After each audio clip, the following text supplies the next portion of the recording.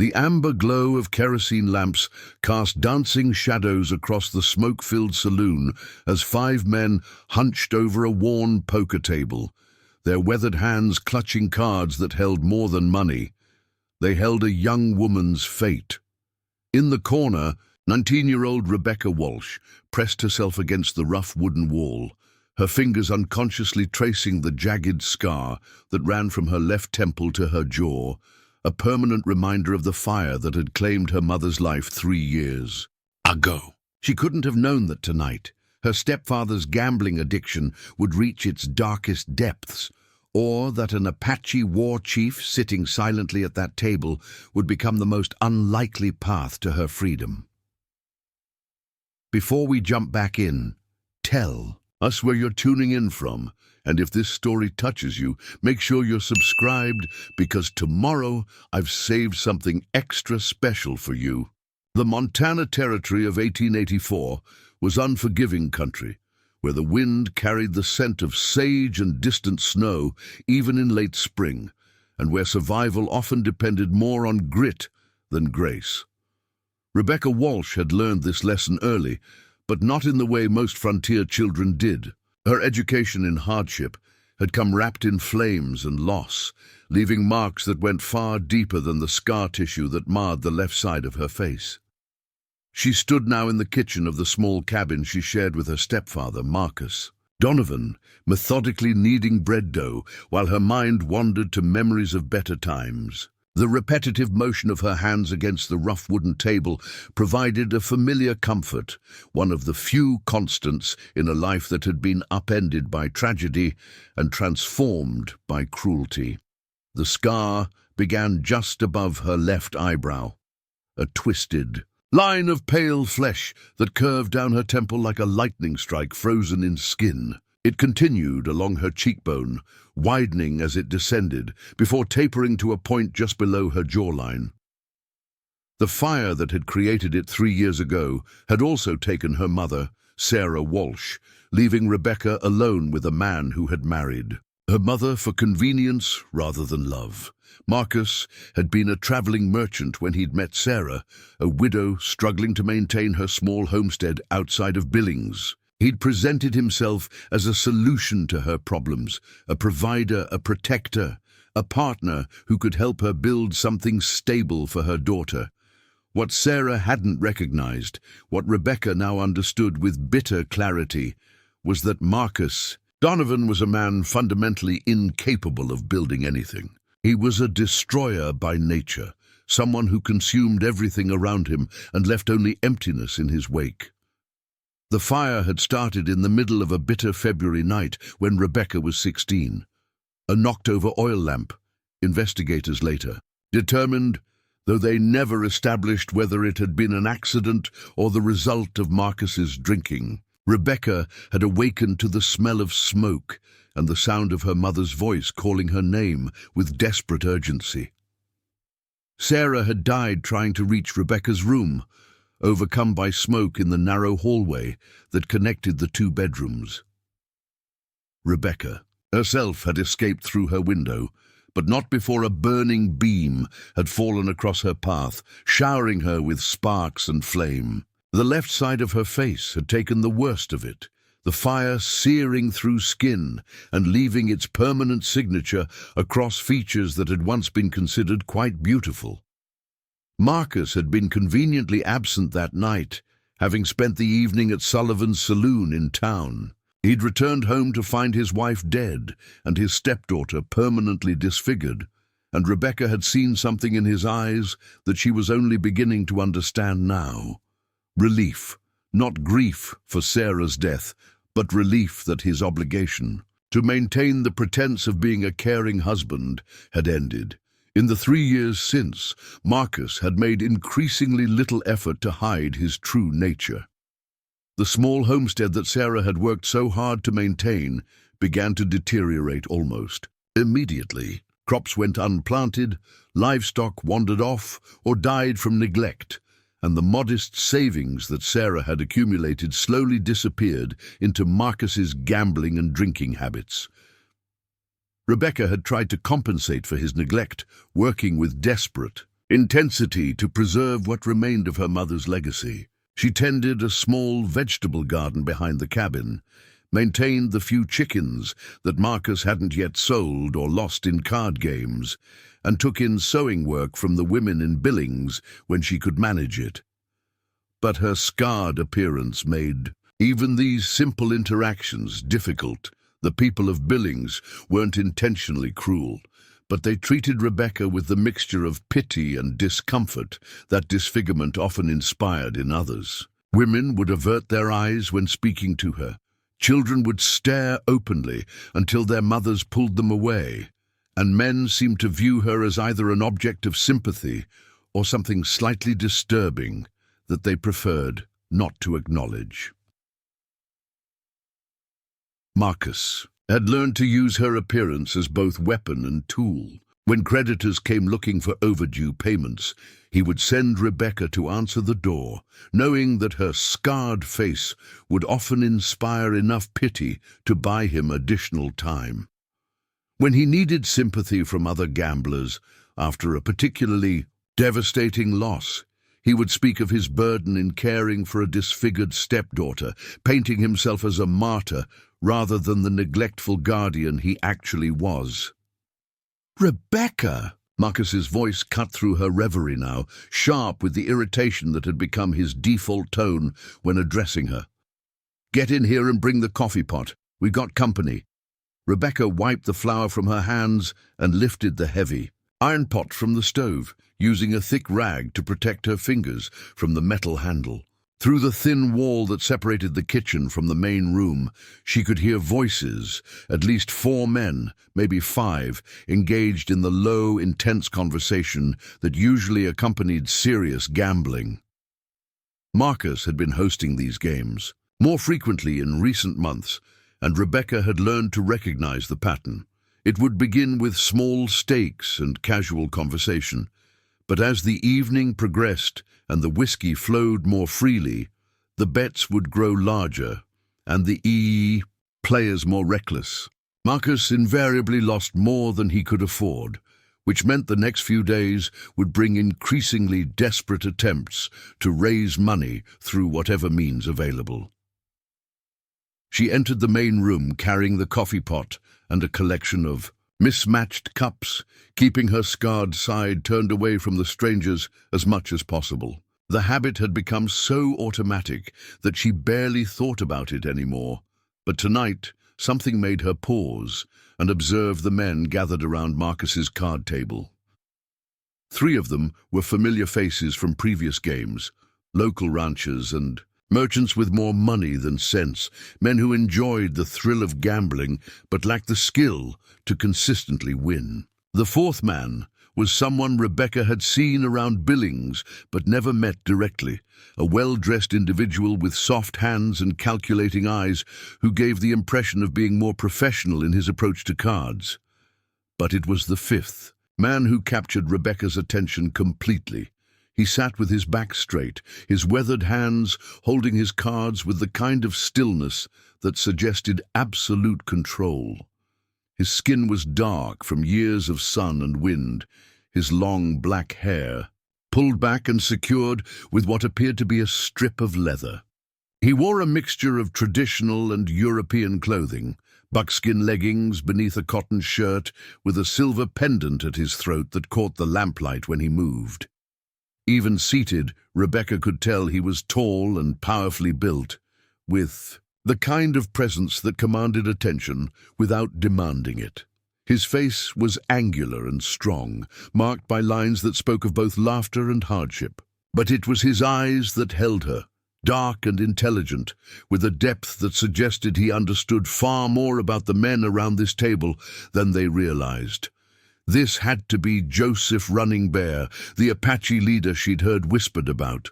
In the general store and the church social gatherings, the stories varied depending on who was telling them, but the core facts remained consistent. He was a war chief who had spent years fighting the U.S. Army before eventually negotiating a complex peace that allowed his people to remain in the territory under specific conditions. Some spoke of him with fear, others with grudging respect, but everyone agreed that he was not a man to be underestimated. "Rebecca, don't stand there gawking," Marcus snapped, his voice carrying the particular edge that meant he was already losing. "Money. Pour the coffee and get back to your work." She moved around the table, filling cups while trying to remain invisible. But as she reached Joseph Running Bear's position, he looked up at her directly, his dark eyes meeting hers, without the flinch or awkward glance away that usually greeted her scarred appearance. Instead, he studied her face with what seemed like recognition, though Rebecca was certain they had never met. "Thank you," he said quietly, as she filled his cup, his voice carrying a slight accent that made the simple words sound more formal than they were.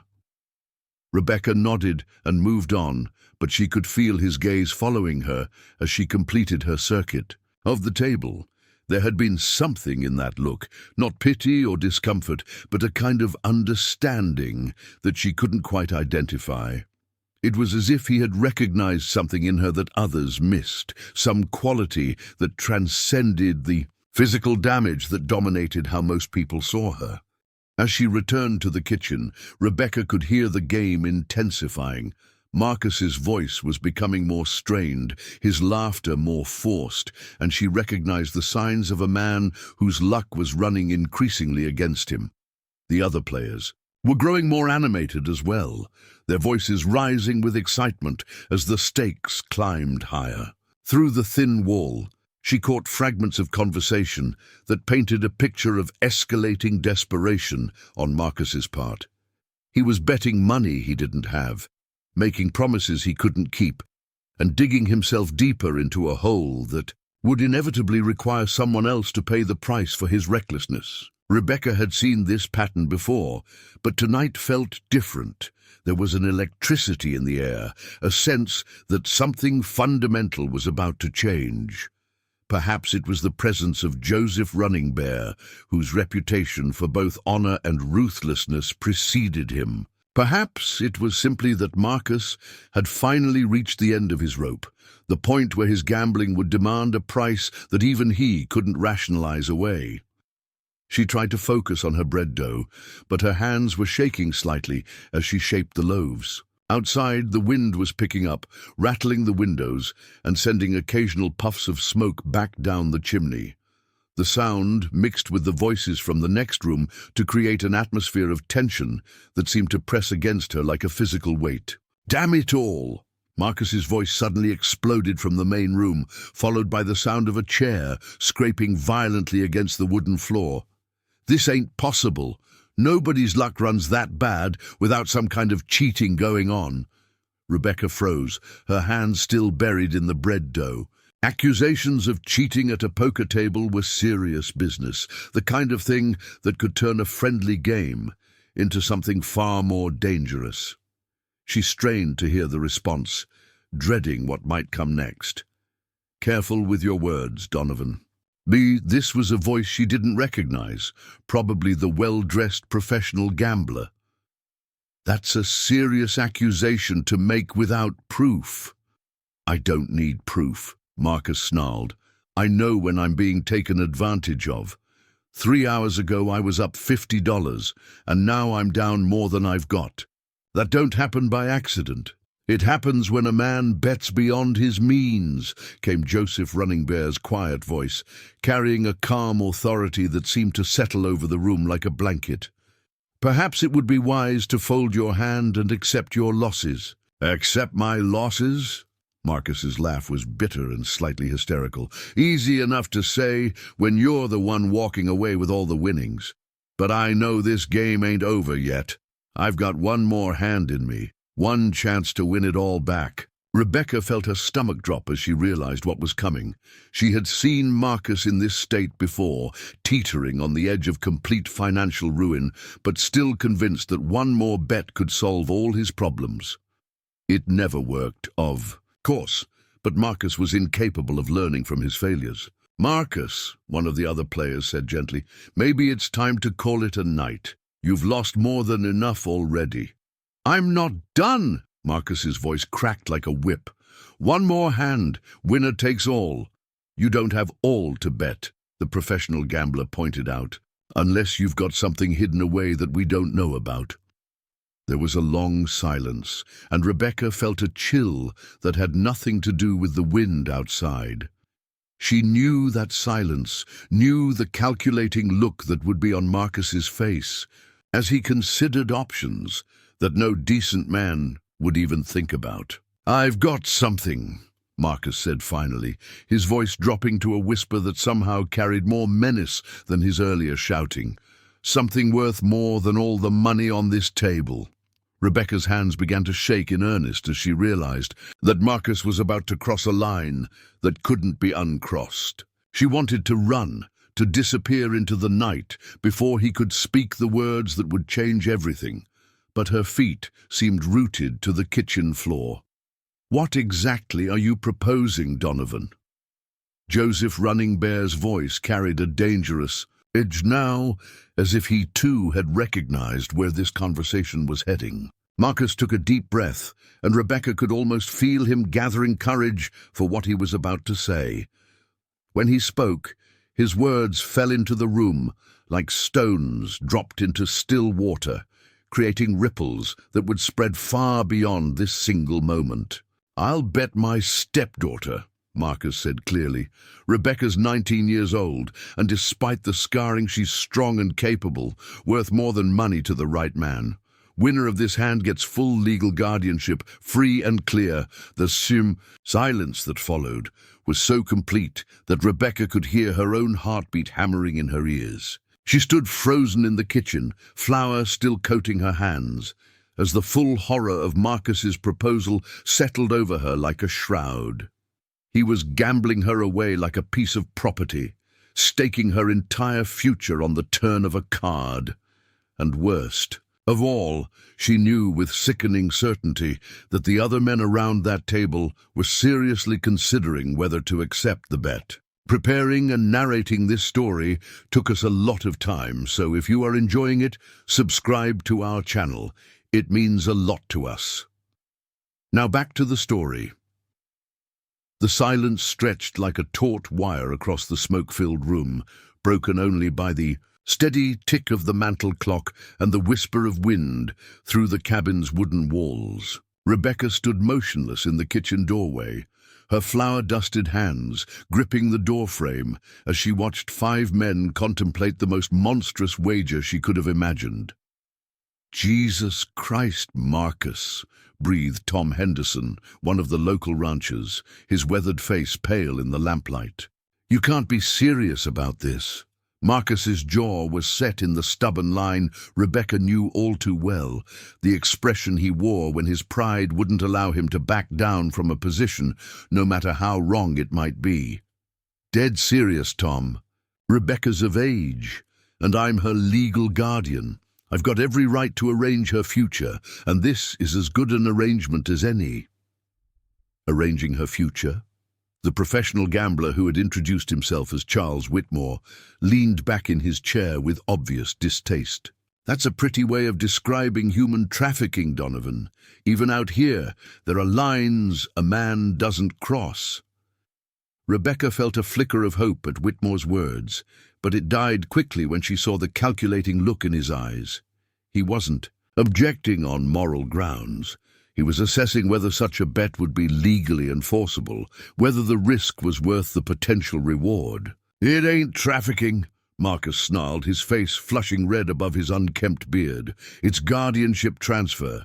Happens all the time when families arrange marriages or work contracts. Hell, my own father signed me over to a blacksmith when I was 12. "This ain't different." "This is very different," came Joseph Running Bear's quiet voice, and every head in the room turned toward him.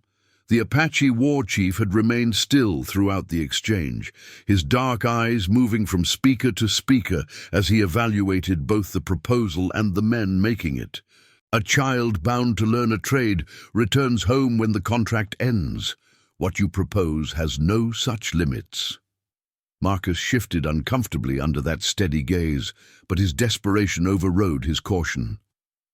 "Look here, Chief. My name is Joseph Running Bear," the Apache interrupted, his voice carrying a subtle but unmistakable warning. Use it. Fine, Joseph. Marcus swallowed hard, then pressed on.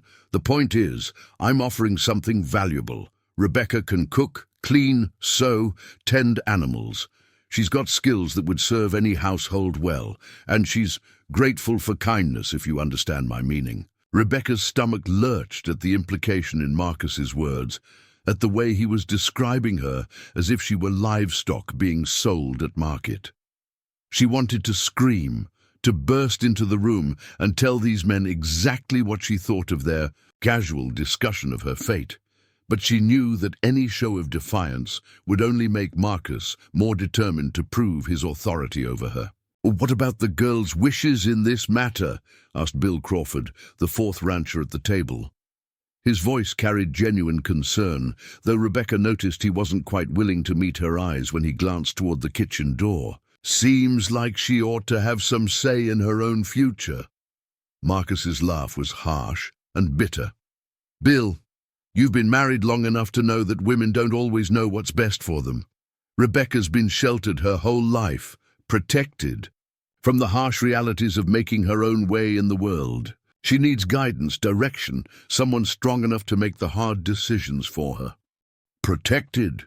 Joseph Running Bear's voice carried a dangerous edge now, and Rebecca saw his hands tighten almost imperceptibly on his cards. "Is that what you call 3 years of neglect? Forcing her to support herself while you gamble away her mother's legacy?" The accuracy of that assessment hit Marcus like a physical blow, and his face went from red to white in an instant. "You don't know anything about our situation," he said, but his voice lacked conviction. "I know more than you think," Joseph replied, calmly. "Word travels in this territory, Donovan. I know Sarah Walsh died in a fire that started while you were drinking in town. I know her daughter has been working herself half to death trying to keep food on the table while you lose everything of value at poker tables across the county. And I know that tonight you've finally found something you're willing to bet that might actually cover your debts." Rebecca felt tears pricking her eyes at this unexpected defense, but also a growing dread as she realized that Joseph Running Bear's knowledge of their situation meant he was seriously considering the wager. A man didn't gather that kind of information unless he was planning to act on it. Whitmore cleared his throat, his professional instincts taking over despite his earlier objections. "Assuming for a moment that such a wager were legal, which I'm not conceding, what exactly would be the terms?" "Guardianship transfer implies ongoing responsibility, not just ownership." "Full legal authority," Marcus said quickly, seeing an opening. "Whoever wins becomes Rebecca's guardian, with all the rights that entails, decisions about where she lives, what work she does, who she associates with, everything." "And if she refuses to cooperate?" Henderson asked quietly. Marcus's smile was cruel. "Same as with any ward who refuses to obey their guardian. There are institutions for difficult cases, places where people can be taught proper respect for authority. The territorial law is clear on a guardian's rights."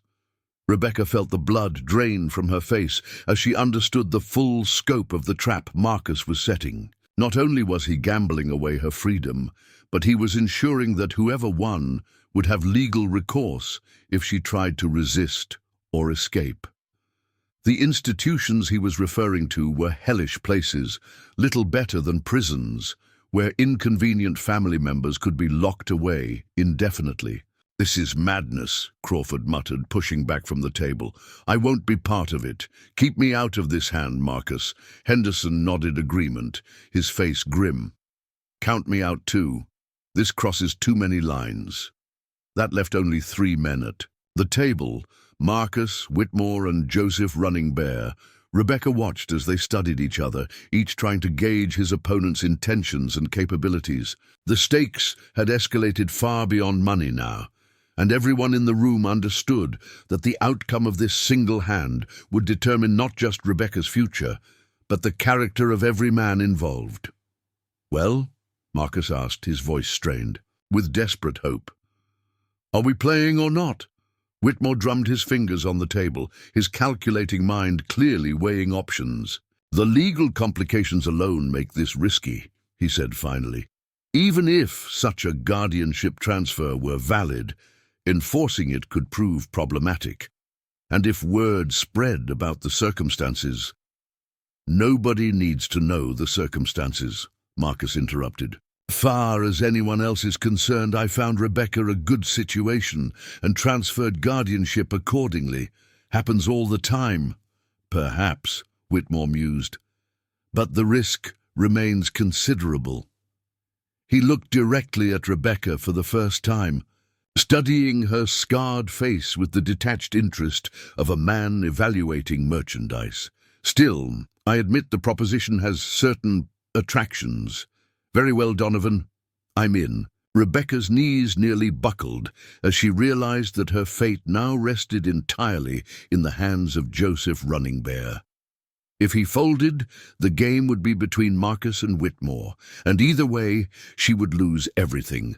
But if he played, Joseph. Running Bear sat perfectly still for nearly a full minute, his dark eyes moving from Marcus to Whitmore to Rebecca herself. When his gaze met hers, she saw something that made her breath catch, not the calculating appraisal that Whitmore had given her, but recognition of her humanity, her terror, and her complete helplessness in this situation. "I will play," he said. Finally, his voice carrying the weight of a decision that went far beyond the simple acceptance of a wager. Marcus nearly sagged with relief. "Excellent! Charlie, deal the cards." But Joseph wasn't finished speaking. "However," he continued, and the single word froze everyone in place, "I want to speak with Rebecca before we begin. If I am to stake my honor on this game, I want to understand what I am truly wagering for." "That's not necessary," Marcus began, but Joseph's raised hand cut him off. "It is necessary to me," the Apache said firmly. "The girl has heard every word we've spoken. She understands what is at stake. Honor demands that she be allowed to speak." Rebecca felt every eye in the room turn toward her, and for a moment the weight of their attention was almost crushing. Her scarred face burned with shame and fear, but beneath those emotions she felt something else stirring, a desperate hope that this man, this stranger who seemed to see her as a person rather than property, might offer her some small chance at a different future. She stepped into the main room, her hands clasped tightly in front of her to stop them from shaking. I don't want to be wagered like a piece of furniture," she said, her voice barely above a whisper. "I know I'm not beautiful anymore, and I know I don't have much to offer, but I'm still a person. I have feelings, hopes, dreams. I want to choose my own path." Marcus's face twisted with rage. "You ungrateful little—" "Silence," Joseph commanded, and the authority in his voice was absolute. Marcus's mouth snapped shut as if yanked by invisible strings. "Let her finish." Rebecca drew a shaky breath, knowing this might be her only chance to speak for herself. "I've been taking care of myself for 3 years," she continued, her voice growing stronger. "I've kept us fed, kept the cabin clean, earned money with my sewing. I'm not helpless or useless despite what he tells people. I just want the chance to prove that I can make my own way in the world." "And if that chance were offered to you," Joseph asked gently, "if winning this game meant gaining not another master but freedom itself, would you trust a stranger to fight for such a prize?" Rebecca stared at him, hardly daring to believe what his words seemed to imply. "You mean you would set me free?" "I mean that no person should be owned by another," Joseph replied, "and that sometimes the only way to prevent a great wrong is to risk everything in the attempt." The room fell silent again as the implications of this exchange settled over everyone present. Marcus's face had gone ashen as he realized that Joseph, Running Bear, wasn't planning to claim Rebecca as property if he won. He was planning to liberate her entirely. "Now wait just a damn minute," Marcus sputtered. "That ain't the deal. Whoever wins gets guardianship, gets the right to make decisions about her welfare," Joseph interrupted smoothly. "And my decision would be to grant her the independence she clearly deserves." Whitmore was studying the Apache with new respect and wariness.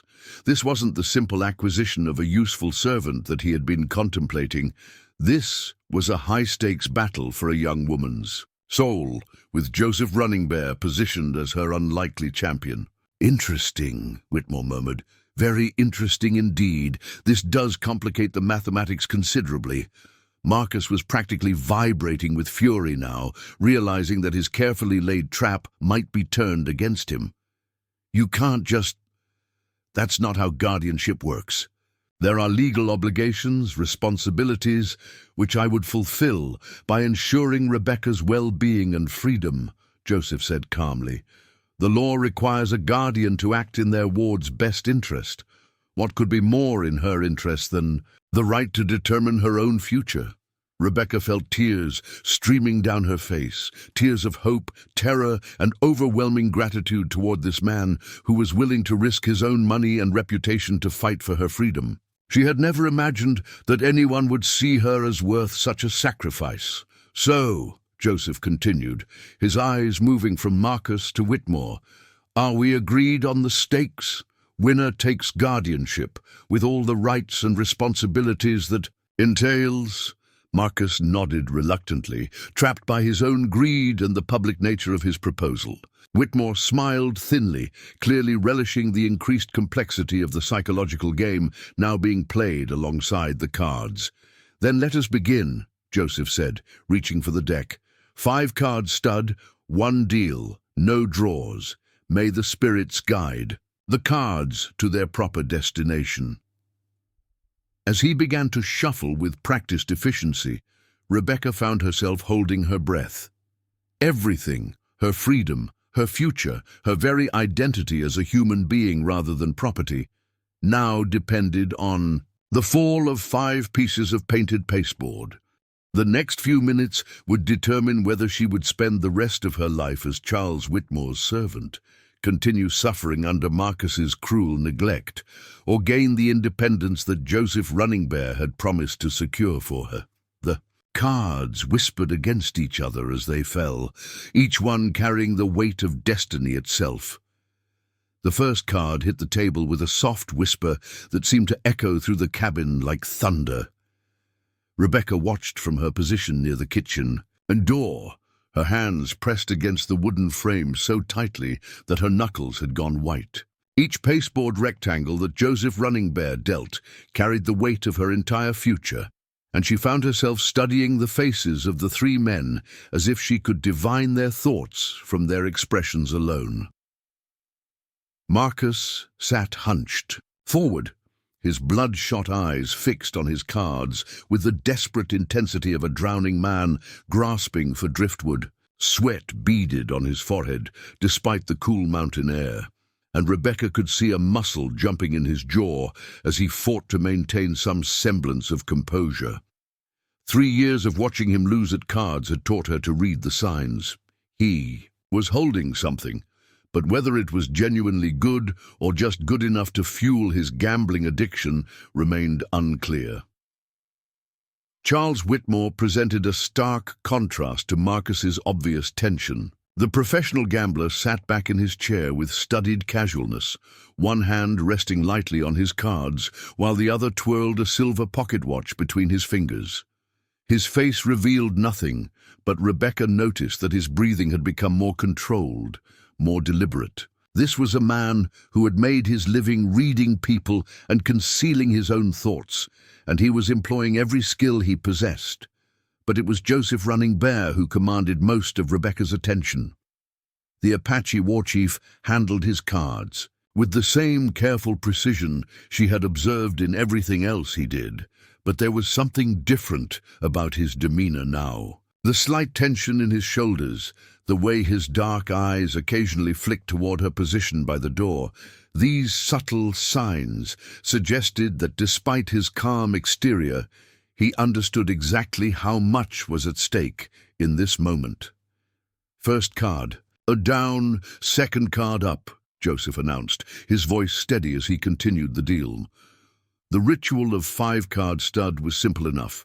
Each player received 1 card face down, then 4 more face up, with betting after each visible card was dealt. The hidden card, known as the hole card, would remain secret until the final reveal, adding an element of mystery that could make even a weak hand appear threatening. Rebecca watched the second cards appear on the table, like fate revealing itself. One piece at a time, Marcus received the Jack of Hearts, a strong showing that made his eyes gleam with sudden hope. Whitmore's card was the 10 of Spades, respectable but unremarkable. Joseph's own card was the 7 of Clubs, seemingly modest, but impossible to judge without knowing what lay beneath it. "Jack bets," Joseph said, indicating Marcus should open the wagering on this round. Marcus studied his cards again, his fingers drumming nervously against the table edge. $20, he said finally, pushing forward a small stack of coins and crumpled bills. Whitmore barely glanced at his cards before matching the bet, his movements fluid and confident. Joseph followed suit without hesitation, adding his own $20 to the growing pot in the center of the table. The third cards fell with the same quiet intensity. Marcus received the Jack of Diamonds, pairing his visible cards and making his position look even stronger. Whitmore drew the Queen of Hearts, a card that could be building towards several different winning combinations. Joseph's third card was the 8 of Diamonds, giving him what appeared to be the weakest showing. On the table, "Pair of Jack's bets," Joseph announced, nodding toward Marcus. Rebecca could see her stepfather's confidence growing with each card. His hands had stopped shaking, and the desperate gleam in his eyes was being replaced by something that looked dangerously like certainty. $50, he declared, pushing forward a significantly larger pile of money. "Interesting," Whitmore murmured, studying Marcus's paired jacks with the kind of attention that suggested he was calculating odds and possibilities. "I'll call your 50 and raise another 30.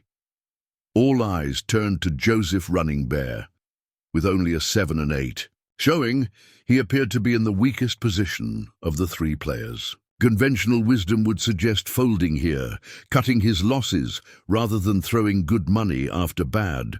But Joseph's expression remained completely neutral as he considered his options.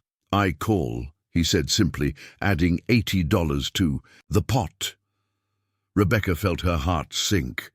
Was Joseph merely being polite, staying in the game longer than strategy dictated, because backing out would mean abandoning her to whatever fate awaited? She desperately wanted to believe that he saw some advantage she couldn't understand, but the visible cards seemed to tell a clear story of his disadvantage.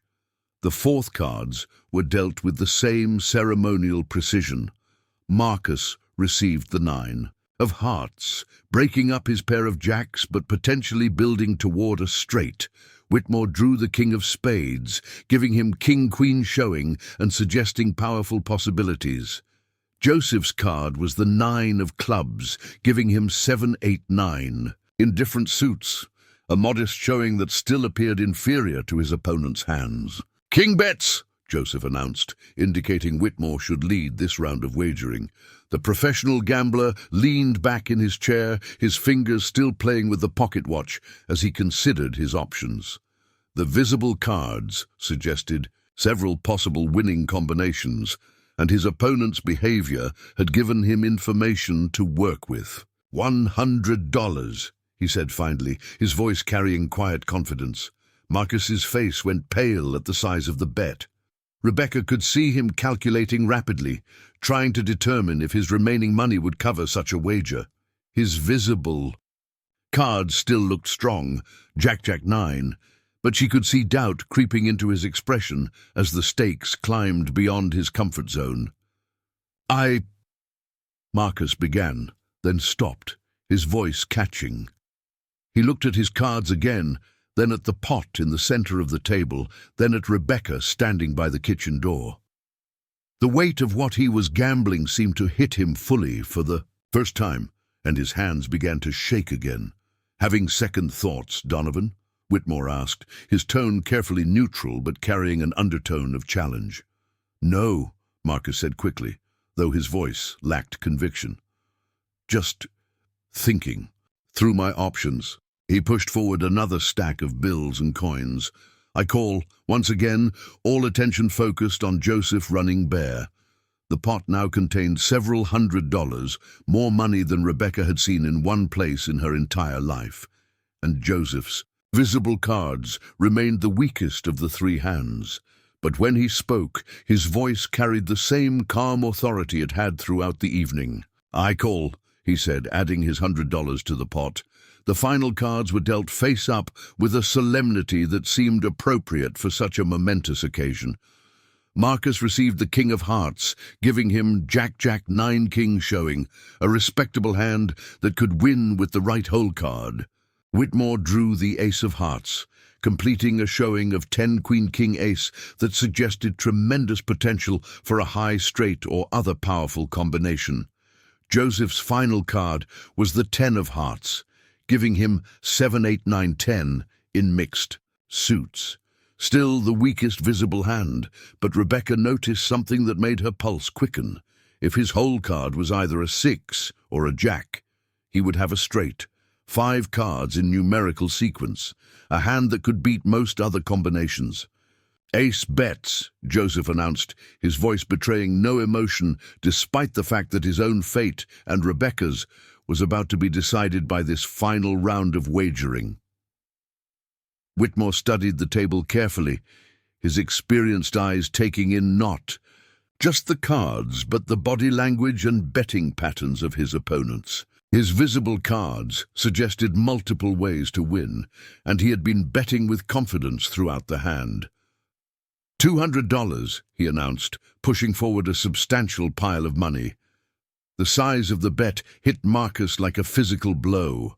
Rebecca could see him doing desperate calculations, trying to determine if he had enough money to call. His face cycled through several expressions, panic, determination, desperation, before settling on a grim resolve that she recognized with growing dread. "I don't have 200 in cash," Marcus admitted, his voice tight with humiliation. "But I've got property, possessions, things that are worth more than money." "Such as?"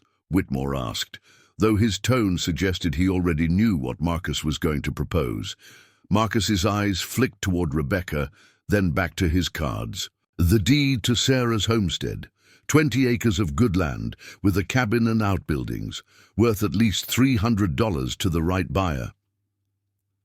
Rebecca felt the world tilt around her as she realized that Marcus was now gambling away not just her freedom, but her mother's legacy as well. The homestead was all that remained of Sarah Walsh's life, the only tangible proof that she had ever existed. To see it used as a stake in this monstrous game felt like watching her mother die all over again. Land's harder to evaluate than cash, Whitmore mused, but his interest was clearly piqued. "Still, if the deed is clear and the property as valuable as you claim—" "It is," Marcus said desperately. "I've got the papers right here." He reached into his jacket and withdrew a folded document, placing it on the table next to his cards. "Clear title, no liens, ready to transfer." Joseph Running Bear had remained silent throughout this exchange, but now he spoke with quiet intensity.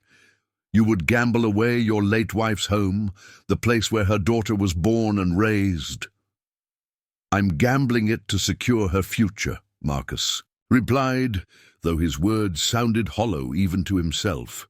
"Winner of this hand gets everything, Rebecca's guardianship and a valuable property to provide for her care."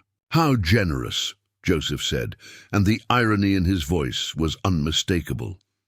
"And what will you stake, Whitmore?" The pot was $200, and Donovan has now added property worth $300. "Will you match that commitment?" Whitmore's fingers drummed against the table as he considered the escalating stakes.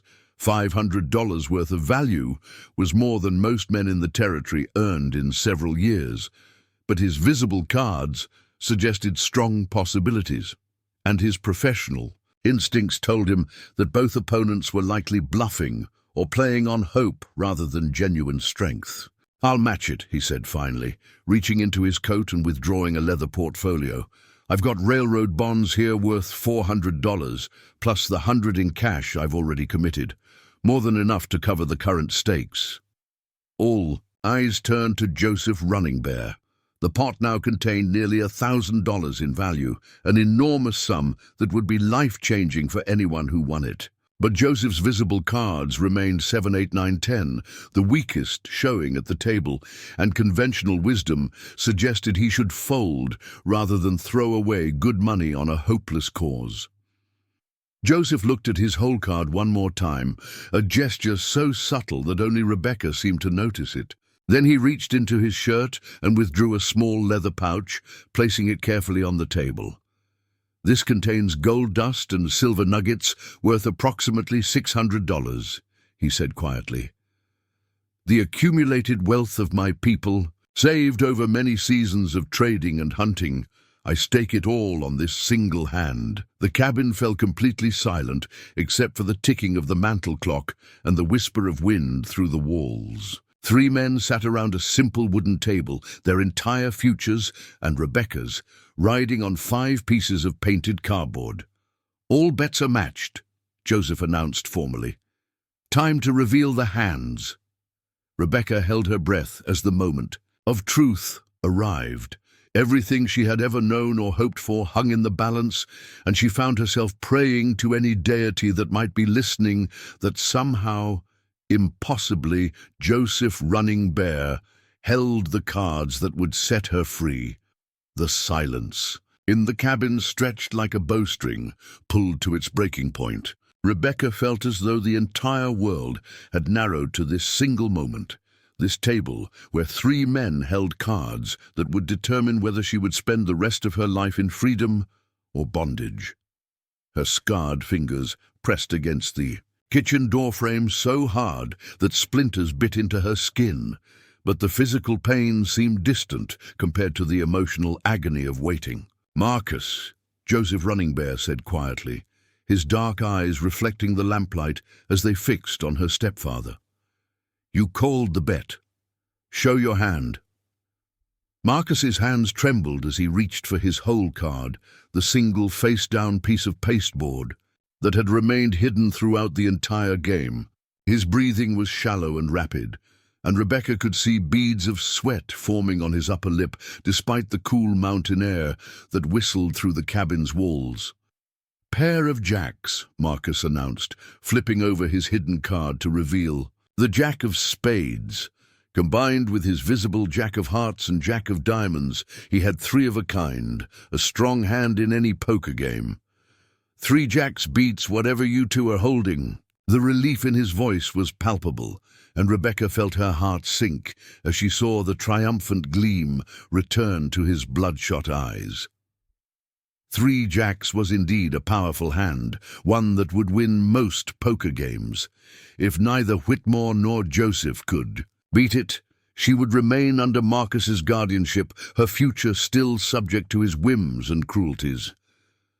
Charles Whitmore studied Marcus's revealed cards with the calculating gaze of a professional gambler. His own visible cards, 10 of spades, Queen of Hearts, King of Spades, and Ace of Hearts, suggested several possible winning combinations, but everything depended on what lay beneath his hole card. "Respectable showing, Donovan," Whitmore said, his voice carrying the smooth confidence that had marked his play throughout the evening. 3 jacks will indeed win many hands." He paused dramatically, clearly savoring the moment. "Unfortunately for you, this is not one of those hands." With theatrical flair, Whitmore flipped over his hole card to reveal the Jack of Clubs. "Straight," he announced with satisfaction. 10 through Ace, all in sequence. That beats your 3 jacks quite decisively, I'm afraid." Rebecca's knees nearly buckled as she realized what this meant. Whitmore had won the hand, which meant he had won her. The professional gambler who had looked at her with calculating appraisal, who had discussed her as if she were a piece of merchandise, now held legal guardianship over her future. The thought of what that future might entail made her stomach turn with nausea and terror. Marcus stared at Whitmore's cards in stunned disbelief, his mouth opening and closing like a fish gasping for air. The reality of what he had done, gambling away not just Rebecca's freedom but his late wife's homestead as well, seemed to hit him with the force of a physical blow. "No," he whispered, then louder. "No, that's not possible. I had 3 jacks, 3 of a kind beats. Beats pairs and 2 pairs," Whitmore finished smoothly, "but not straights, flushes, full houses, or straight flushes. Perhaps you should have spent more time learning the game before wagering your stepdaughter's life on it." The casual cruelty in Whitmore's tone made Rebecca's skin crawl, but it was the possessive gleam in his eyes as he looked at her that truly terrified her. This was a man who viewed people as assets to be acquired and exploited, and she could already see him calculating how best to use his new acquisition. "Gentlemen," Joseph Running Bear said quietly, and something in his tone made both Marcus and Whitmore turn toward him with sudden attention. "Before we finalize the transfer of property and person, perhaps you should see what I am holding." Rebecca had almost forgotten about Joseph in the shock of Whitmore's apparent victory. The Apache War Chief's visible cards, 7 of clubs, 8 of diamonds, 9 of clubs, and 10 of hearts, had seemed so obviously inferior throughout the hand that she had begun to assume he was merely staying in the game out of honor rather than genuine hope of winning. But now, as Joseph reached for his hole card, Rebecca noticed something that made her pulse quicken. His hands were perfectly steady, showing none of the nervous excitement or bitter disappointment that might be expected from a man about to reveal a losing hand. Instead, there was a calm certainty in his movements that suggested he knew exactly what card lay beneath his fingers. 7, 8, 9, 10, Joseph said conversationally, his voice carrying the same measured tone he had used throughout the evening. 4 cards in sequence, but not quite as straight. He paused, his dark eyes moving from Marcus to Whitmore to Rebecca herself. "Of course, the game is not over until all cards are revealed." With deliberate precision, Joseph flipped over his hole card. The 6 of hearts lay on the table like a small miracle, completing a perfect sequence from 6 through 10. Rebecca felt the air rush out of her lungs as she realized what she was seeing. Joseph Running Bear had drawn a straight, same as Whitmore, but his straight was 6 through 10, while Whitmore's was 10 through ace. "Wait," Whitmore said sharply, his professional composure cracking for the first time all evening. "We both have straights. In case of a tie—" "There is no tie," Joseph interrupted gently. "Your straight runs 10 through ace, mine runs 6 through 10. In poker, the highest straight wins, which means your 10 high straight defeats my 10 high straight." He paused, and Rebecca felt her heart plummet once again. "However, you seem to have miscounted your cards." Whitmore frowned and looked down at his hand again, his lips moving silently as he recounted the sequence. 10 of spades, jack of clubs, queen of hearts, king of spades, ace of hearts. 10, jack, queen, king, ace, he said aloud. "That's a straight ace high, the highest possible straight." "Indeed it would be," Joseph agreed, "if you actually held those cards. But perhaps you should look more carefully at what lies before you." Confused and growing alarmed, Whitmore examined his cards again. Rebecca watched as his face went from confidence to puzzlement to dawning horror as he realized his mistake. "Jack of clubs," he said slowly, pointing to each card in turn. "Queen of hearts, king of spades, ace of hearts, and—" His voice trailed off as he stared at his hole card. 9 of diamonds, Joseph supplied helpfully. "Not the 10 of spades that you needed for your straight. What you actually hold is ace high. Nothing. Not even a pair." The silence that followed this revelation was absolute. Rebecca stared at the cards spread on the table, hardly daring to believe what she was seeing. Whitmore's confident straight had been a delusion, a miscounting of his own hand in the tension of the moment. What he actually held was one of the weakest possible poker hands, 5 unmatched cards with no sequential or suit relationship. Marcus was the first to break the silence, his voice hoarse with disbelief. You mean Joseph wins? With is 6 high straight, 6 through 10 all in proper sequence, Joseph confirmed calmly, which defeats 3 jacks and certainly defeats ace high nothing. He looked directly at Rebecca, and she saw something in his dark eyes that she had never seen directed at her before: respect, compassion, and the promise of genuine freedom. Whitmore stared at his cards as if willing them to change through sheer force of concentration. "This is impossible," he muttered. "I was certain I counted. The 10 was right there." "The 10 of hearts was right there," Joseph agreed, pointing to his own visible cards. "But it belonged to my hand, not yours. In the excitement of the moment, you seem to have confused which cards were which." Rebecca felt tears streaming down her face as the full magnitude of what had just happened began to sink in. Joseph Running Bear had won the poker game, which meant he had won guardianship over her, and he had already promised that such guardianship would mean freedom rather than a different form of slavery. But even as relief flooded through her, she found herself studying Joseph's face with new understanding.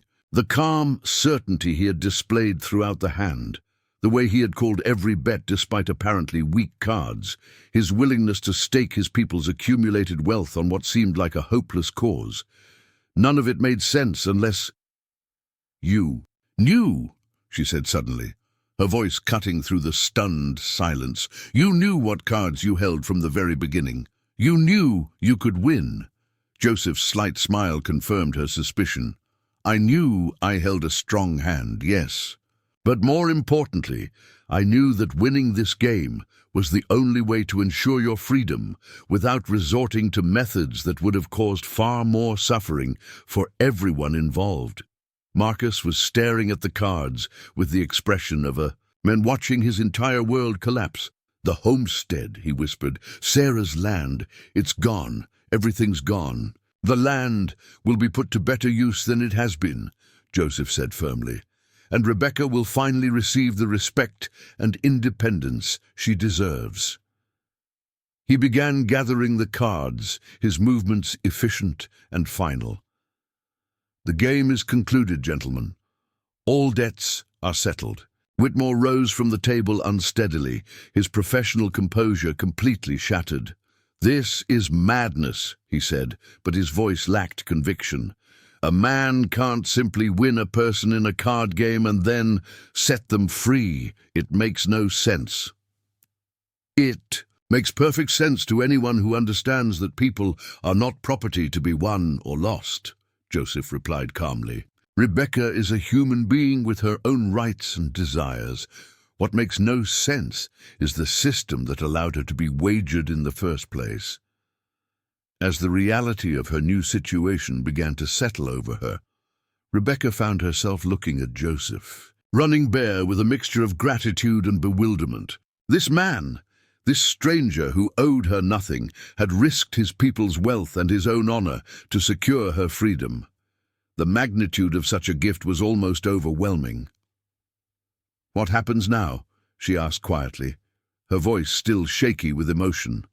Joseph stood and moved toward her, his movements careful and unthreatening. "Now, Rebecca Walsh, you make your own choices about your future. You are free to go where you wish, do what you choose, become whoever you decide to be."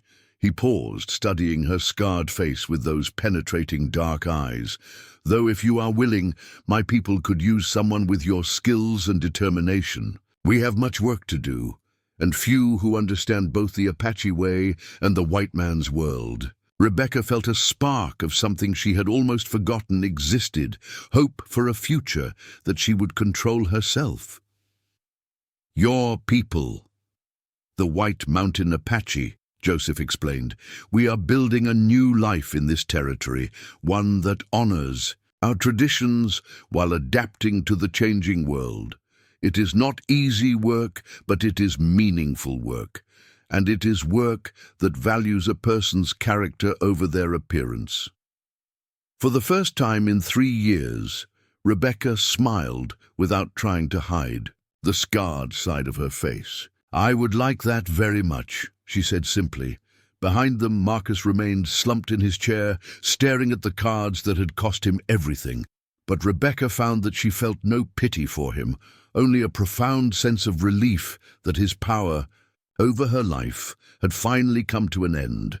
The game was over, and for the first time since the fire that had changed everything, Rebecca Walsh was truly free. The first rays of morning sunlight filtered through the cabin's dusty windows, casting long shadows across the poker table where the remnants of the previous night's life-changing game still lay scattered.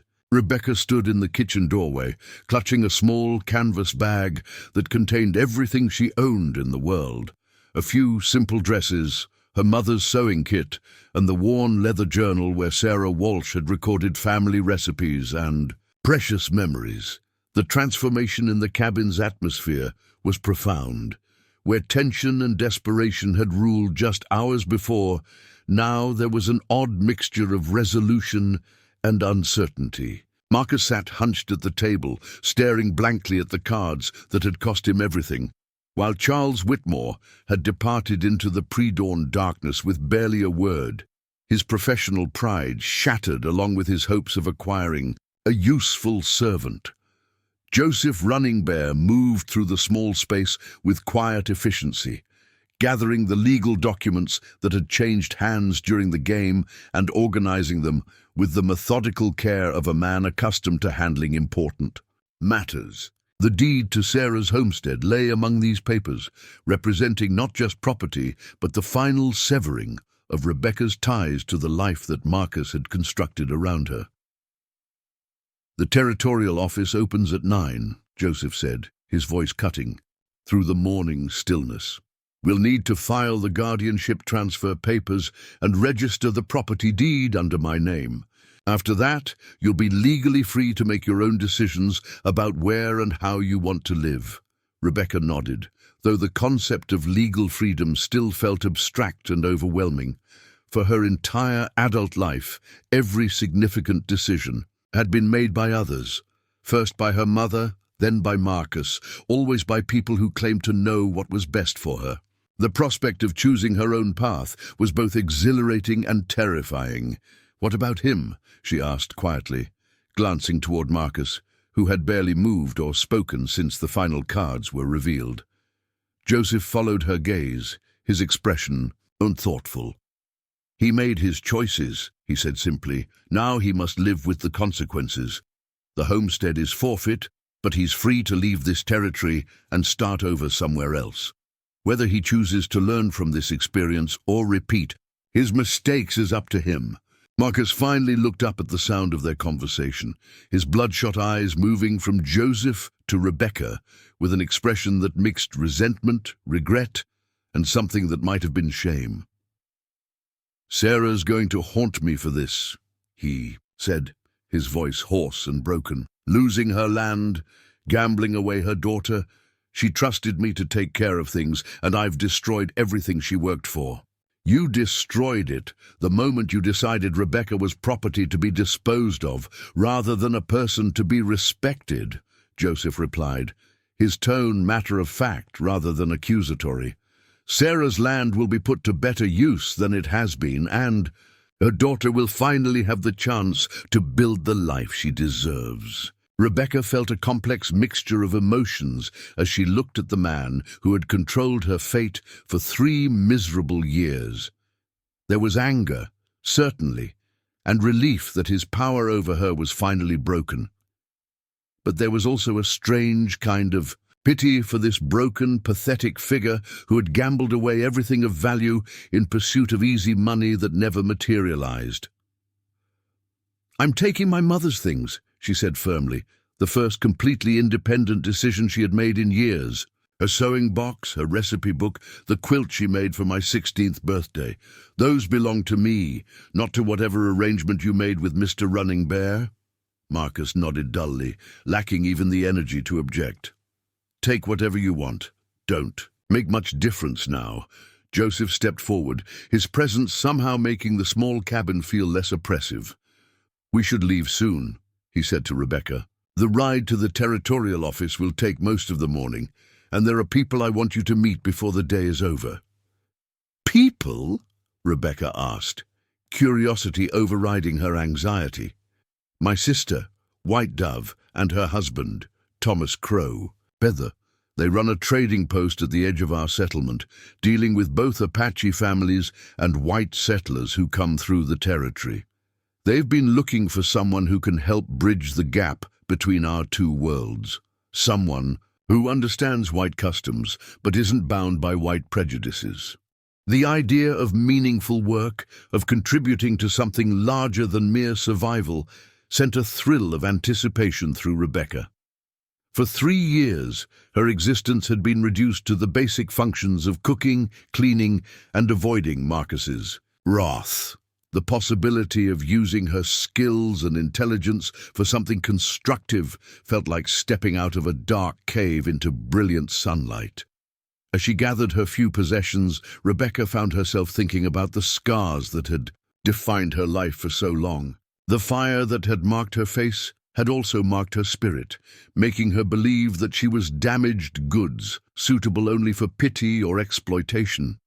But Joseph Running Bear looked at her without flinching, spoke to her with respect, and offered her opportunities based on her capabilities rather than her appearance. "I need to ask you something," Rebecca said, as Joseph prepared his horse for the journey to town. "Last night, during the poker game, you risked your people's wealth to win my freedom. Why?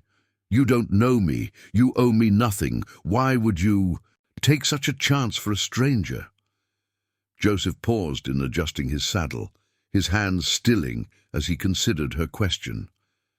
When he spoke, his voice carried the weight of personal experience and hard-won wisdom. 5 years ago, my youngest sister was captured during a raid by Mexican slavers," he said quietly. "She was taken south, sold to a wealthy family in Sonora as a house servant. It took me 2 years to find her, another year to arrange her freedom. When I finally brought her home, she was changed, not just older, but broken in ways that had nothing to do with physical harm." Rebecca felt her breath catch as she recognized the parallels he was drawing. "What happened to her?" "She recovered eventually, found her strength again, married a good man, started a family. But the experience taught me something important about the nature of captivity." Joseph's dark eyes met hers directly. "It doesn't matter whether the chains are made of iron or law, whether the master calls himself owner or guardian. When one person has absolute power over another, the result is always the same, the destruction of human dignity." "So you helped me because you understood what it felt like," Rebecca said, beginning to grasp the deeper currents of his motivation. "I helped you because allowing such injustice to continue would have made me complicit in it," Joseph corrected, gently, "and because I recognized something in you that reminded me of my sister after she came home, strength that hasn't been broken, only hidden. You survived 3 years with Marcus Donovan while maintaining your sense of self. That takes remarkable courage." Rebecca felt tears prick her eyes at this unexpected validation. For so long, she had viewed her survival as mere cowardice, an inability to escape or change her circumstances. To have someone see it as evidence of strength rather than weakness was both humbling and empowering. The journey to Billings took them through some of the most beautiful country Rebecca had ever seen, though her previous travels had been limited to brief trips to town with Marcus. The Montana Territory stretched out around them in all directions. Rolling hills covered with sage and wildflowers, distant mountains that seemed to touch the sky, and a sense of vastness that made her feel both insignificant and liberated. Joseph, rode easily beside her, occasionally pointing out landmarks or sharing stories about the history of the region. His knowledge was encyclopedic, encompassing not just Apache traditions, but the complex interactions between various native tribes, Mexican settlers, and the waves of American pioneers who had transformed the territory over the past few decades. "Change is inevitable," he said as they paused to rest the horses near a small stream. "The question is whether we guide that change or let it crush us. My people have learned to adapt without surrendering what makes us who we are. It's not easy, but it's better than the alternative." "What is the alternative?" Rebecca asked, though. She suspected she already knew the answer. "Reservations," Joseph said simply. "Places where the government can contain and control us, where we become dependent on their charity and subject to their rules about how we can live, what we can believe, who we can be." His expression hardened slightly. "I've seen those places. They're designed to break the spirit as surely as any slave market."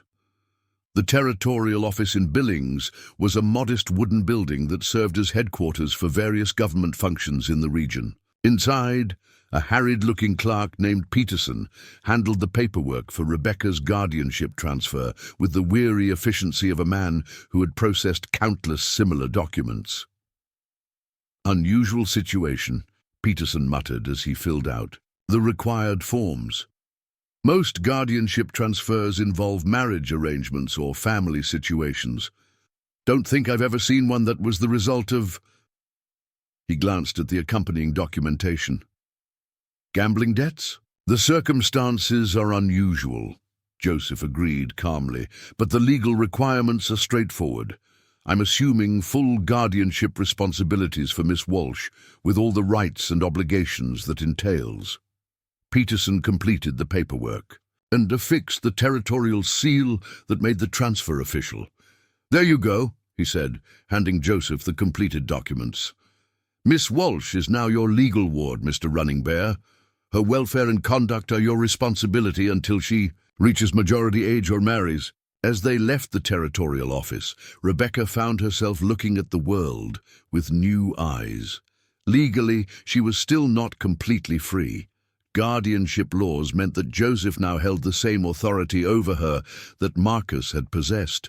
But the crucial difference was that Joseph had already promised to use that authority to secure her genuine independence, rather than exploit her for his own benefit.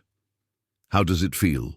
Joseph asked, as they prepared to ride toward the Apache settlement where her new life would begin. Rebecca considered the question carefully, trying to identify the complex emotions swirling through her mind. Fear was certainly part of it. Fear of the unknown, of new responsibilities, of the possibility that this unexpected gift of freedom might somehow be taken away. But stronger than the fear was something she had almost forgotten how to feel: hope. "It feels like waking up from a nightmare," she said finally.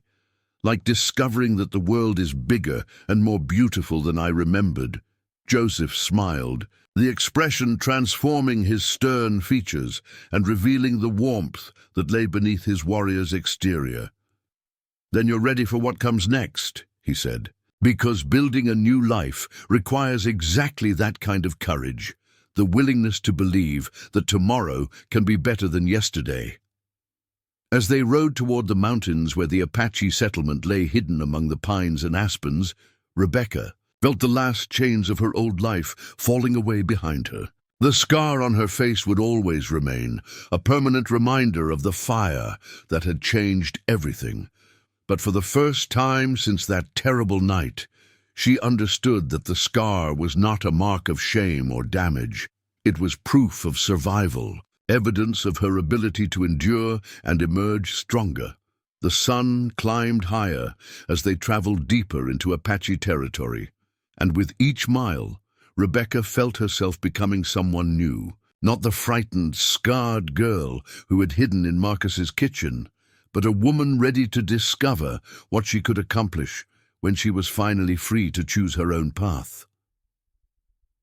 The Apache settlement revealed itself gradually as they followed a winding mountain trail that seemed to disappear and reappear among the towering pines. Rebecca had expected something primitive and temporary, influenced by the crude stereotypes that dominated white settlers' understanding of native life. Instead, she found herself looking at a carefully planned community that blended traditional Apache architecture with practical adaptations to the changing world. Wiki-ups, traditional dome-shaped dwellings made from wooden frames covered with brush and hides, stood alongside more permanent log structures that clearly served as communal spaces. Gardens flourished in cleared areas between the buildings, with corn, beans and squash growing in the traditional Three Sisters pattern that maximized both nutrition and soil health. Children played in the open spaces between dwellings, their laughter echoing off the surrounding mountain walls and creating an atmosphere of normalcy that contrasted sharply with Rebecca's expectations. "It's beautiful," she said softly, and meant it. The settlement felt alive in a way that the scattered homesteads of white settlers never did, integrated into the landscape rather than imposed upon it, designed to work with the natural rhythms of the mountain environment rather than against them.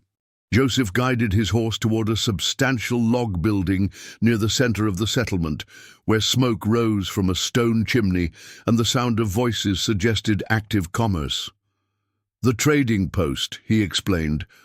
"White Dove and Thomas have built it into the heart of our economic relationships with the outside world. They handle everything from selling our crafts to negotiating for supplies we can't produce ourselves." As they dismounted, Rebecca became aware that their arrival had attracted attention from throughout the settlement. People emerged from their dwellings or paused in their daily tasks to observe the white woman who rode beside their war chief. She felt the familiar flutter of anxiety that always accompanied the scrutiny of strangers, her hand unconsciously rising to touch the scarred side of her face. "They're curious," Joseph said gently, noticing her discomfort. "White visitors are rare here, and white women who come as friends rather than captives or government officials are rarer still. Give them time to understand your story, and they'll judge you by your actions rather than your appearance." The trading post's interior was a fascinating blend of two cultures: traditional Apache crafts, beautifully woven baskets, intricate beadwork, and carved wooden items, shared shelf space with manufactured goods from the white world: metal tools, glass jars, bolts of cloth, and other practical necessities. The air smelled of leather, dried herbs, and the distinctive scent of sage that seemed to permeate everything in Apache territory. "Joseph!" A woman's voice called from behind the long wooden counter that dominated one side of the space. "We weren't expecting you back so soon." The woman who approached them was clearly Joseph's sister, sharing his strong features and intelligent dark eyes, though her face carried a warmth and openness that made Rebecca feel immediately welcome. She was perhaps 30 years old, dressed in a practical combination of traditional and European clothing that allowed her to move easily between both worlds. Her long black hair was braided with colorful ribbons, and silver jewelry glinted at her throat and wrists. "White Dove," Joseph said, embracing his sister warmly. "I've brought someone I want you to meet. This is Rebecca Walsh, the young woman I told you about." White Dove's gaze moved to Rebecca with frank curiosity, taking in the scarred face without the flinch or awkward glance away that usually accompanied such scrutiny. Instead, her expression showed recognition of something deeper than surface appearance.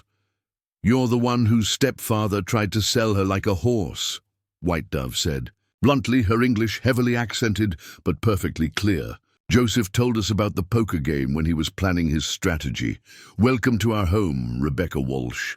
I hope you'll find more kindness here than you did in the white world."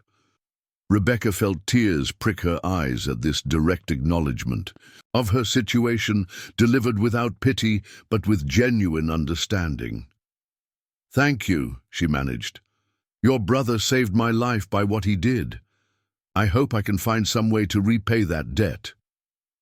Debts are for strangers, White Dove replied firmly. Family helps family, and anyone Joseph brings to us becomes family. The question is not how you can repay us, but how we can all help each other build something better. A tall, lean man emerged from the back room of the trading post, carrying a ledger book and wearing the patient expression of someone accustomed to keeping detailed records. This had to be Thomas Crow Feather, White Dove's husband, and Rebecca could see immediately why the partnership worked so well. Where White Dove radiated warmth and intuitive understanding, Thomas projected calm competence and analytical intelligence. "We show monthly accounts," Thomas said, setting the ledger on the counter before turning his attention to their visitors. "Joseph, good to see you returned safely, and this must be Rebecca Walsh." He extended his hand in the white custom of greeting, a gesture that Rebecca appreciated for its recognition of her cultural background. "Mr. Crow Feather," Rebecca replied, accepting the handshake. "Joseph tells me you've been looking for someone to help bridge the gap between Apache and white communities. I'm not sure what I can offer, but I'm willing to learn." Thomas's smile revealed genuine interest. "The willingness to learn is the most important qualification," he said. "What we need is someone who understands both worlds well enough to translate not just languages, but intentions, customs, expectations. Too many misunderstandings happen because people assume their way of doing things is the only way." Over the following hours, Rebecca found herself drawn into conversations that revealed the complexity of life in this border region between cultures. The Apache settlement wasn't isolated from the white world. It maintained carefully managed relationships with territorial authorities, traded regularly with settlers and merchants, and navigated the delicate politics of a region where federal policy, local prejudices, and economic necessities created constantly shifting challenges. "The biggest problem," White Dove explained as she showed Rebecca around the settlement, "is that most white people see only two kinds of Indians: savage enemies or tame servants. They don't understand that we can be independent, successful, and still Apache. They want us to disappear into reservations or disappear into their culture. The idea that we might create something new, something that honors our traditions while adapting to changed circumstances, confuses them." Rebecca nodded, recognizing parallels to her own experience. "It's like being scarred," she said thoughtfully. "People see the mark and assume it defines everything about you. They can't imagine that you might be more than your damage, that you might have strengths they can't see." White Dove stopped walking and turned to study Rebecca's face with new attention. "Exactly," she said softly. "You do understand. That's why Joseph brought you here, I think. Not just because you needed rescue, but because you've learned to see past surface appearances to deeper truths." As evening approached, Rebecca found herself invited to share a meal with Joseph's extended family, not just White Dove and Thomas, but their two young children, Joseph's elderly mother, and several other relatives who had gathered to meet the unusual visitor. The meal was served communally, with everyone contributing something and the conversation flowing easily between Apache and English as the situation required.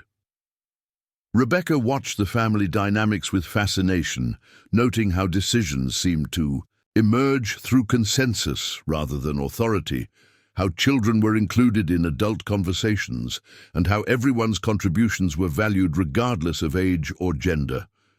It was profoundly different from the hierarchical, male-dominated structure of white frontier society, and she found herself relaxing in ways she hadn't experienced since her mother's death. "Tell us about your skills," Joseph's mother said, her weathered face creased with interest.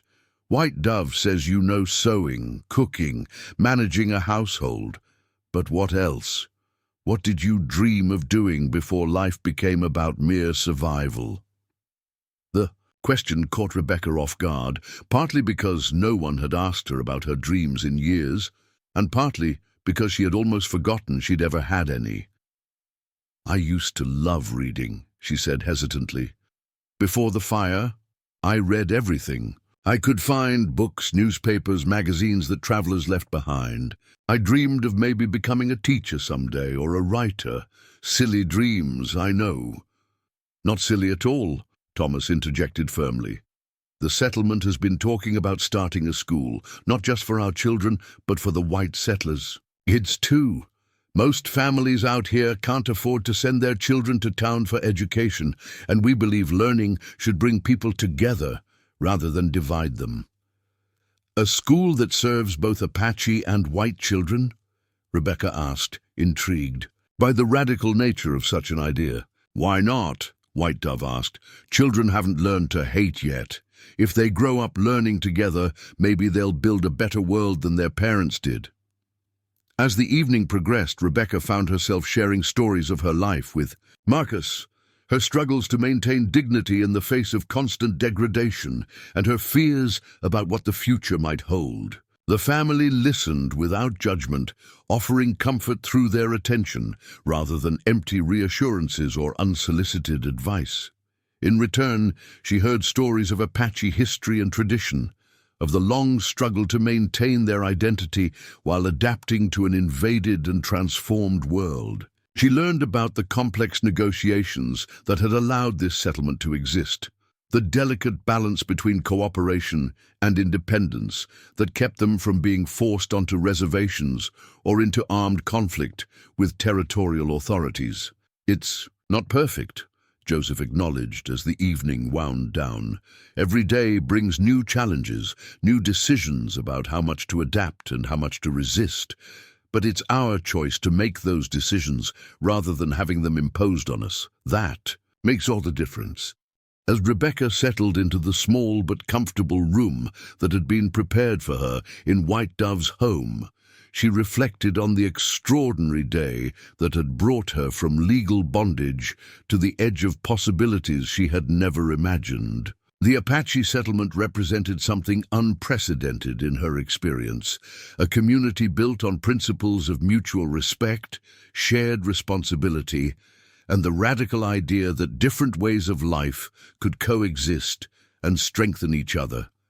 For the first time since the fire that had changed everything, Rebecca fell asleep, not from exhaustion or defeat, but from the pleasant tiredness that comes from being fully engaged with life's possibilities. Tomorrow would bring new challenges and opportunities, but tonight she rested in the knowledge that she was finally among people who saw her as she truly was.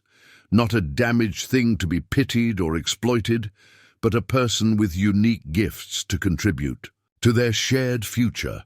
The scar on her face would always remain, but she was beginning to understand that it had never been a mark of shame.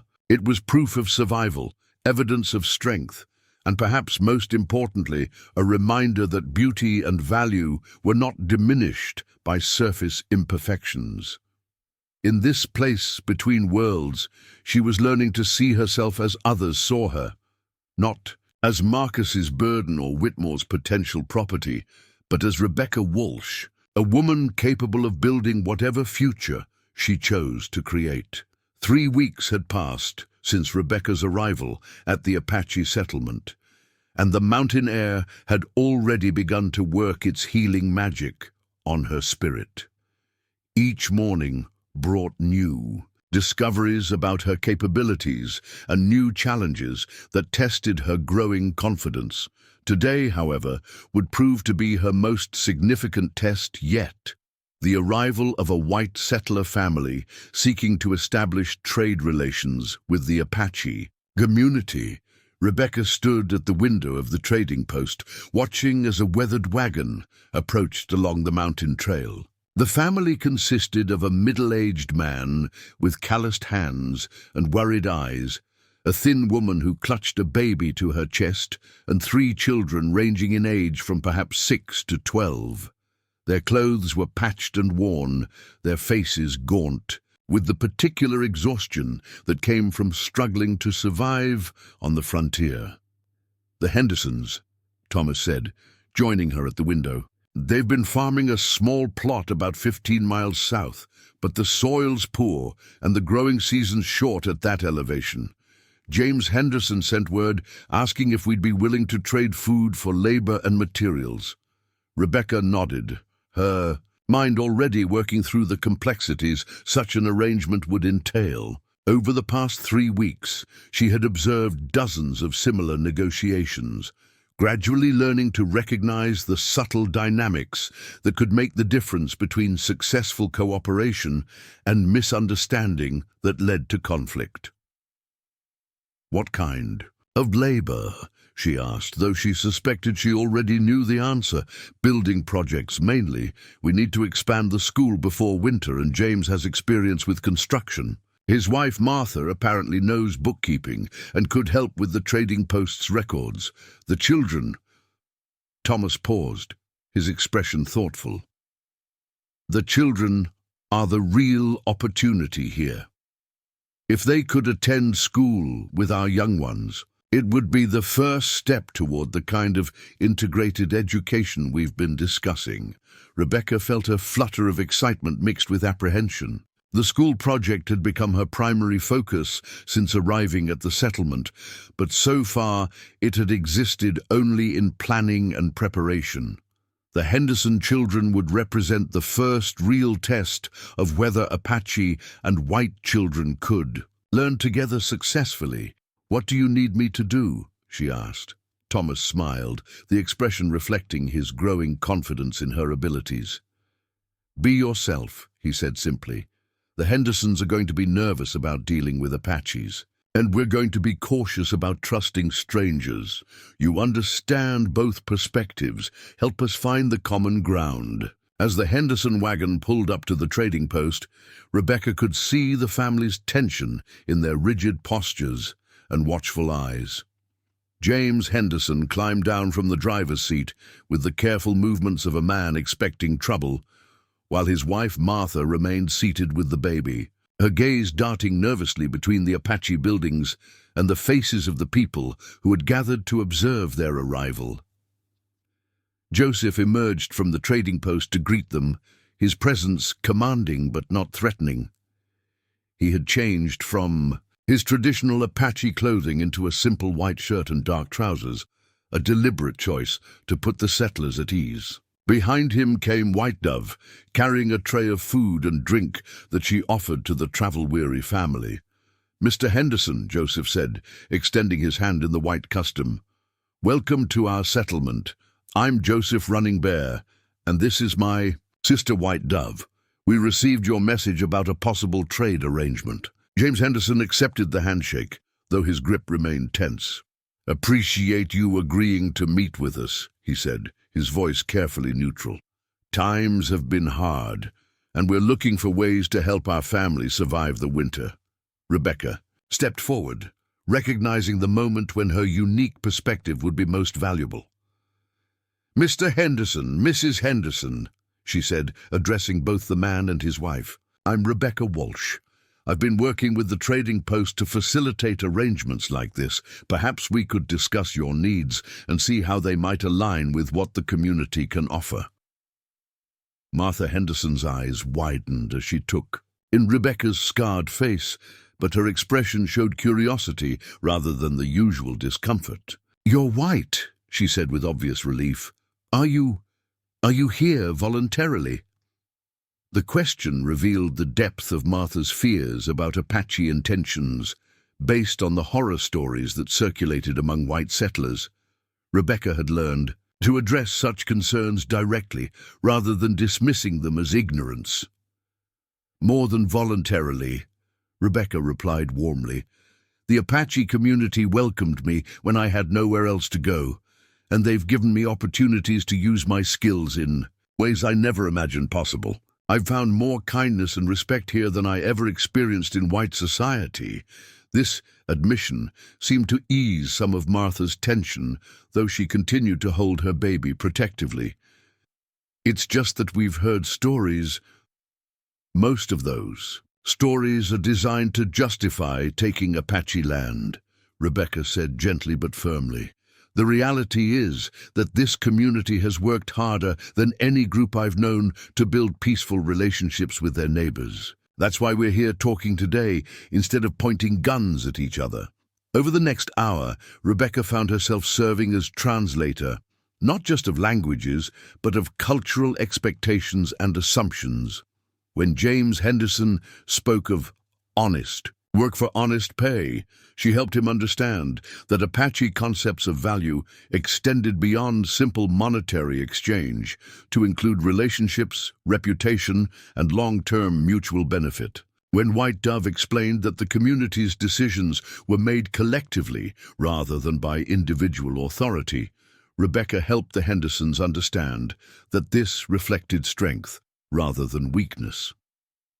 The breakthrough came when the Henderson children, initially clinging to their parents' sides, began to show interest in the Apache children who had gathered to observe the proceedings. Rebecca watched as 6-year-old Lucy Henderson became fascinated by the beadwork on the dress of an Apache girl about her own age, while her older brother Tommy struck up a conversation with an Apache boy who was carving a wooden whistle. "Your children seem to adapt quickly," Rebecca observed to Martha Henderson, who had been watching the interactions with growing amazement. "They don't see differences the way adults do," Martha replied softly. "To them, other children are just potential playmates." She paused, studying Rebecca's face with new attention. "You said you found more kindness here than in white society. May I ask, what happened to you?" Rebecca touched her scarred cheek unconsciously, then forced her hand back to her side. "A house fire when I was 16. My mother died, and my stepfather, well, he saw my appearance as a burden rather than simply a difference. The Apache community sees past surface appearances to the person beneath." Martha nodded slowly, and Rebecca could see understanding dawning in her expression. "We've felt like outcasts ourselves," she admitted. "Other settlers look down on us because we're struggling, because we can't seem to make our land productive. Some have suggested we should give up and go back east, but we've put everything we have into this place." "That's exactly why this arrangement could work," Rebecca said, sensing an opportunity to deepen the connection. "The Apache community values persistence and adaptation. They understand what it means to fight for survival while maintaining dignity and hope." The formal negotiations that followed went more smoothly than anyone had expected. James Henderson would help expand the school building and assist with other construction projects around the settlement. Martha would spend 3 days a week helping with the trading post's bookkeeping and correspondence. In return, the family would receive food supplies, winter clothing, and most importantly, education for their children at the new integrated school. "The school arrangement is experimental," Joseph explained as they finalized the details. "Rebecca will be the primary teacher, with assistance from our elders who will share Apache traditions and history. Your children will learn alongside our young ones, sharing knowledge and perspectives from both cultures." James Henderson looked uncertain.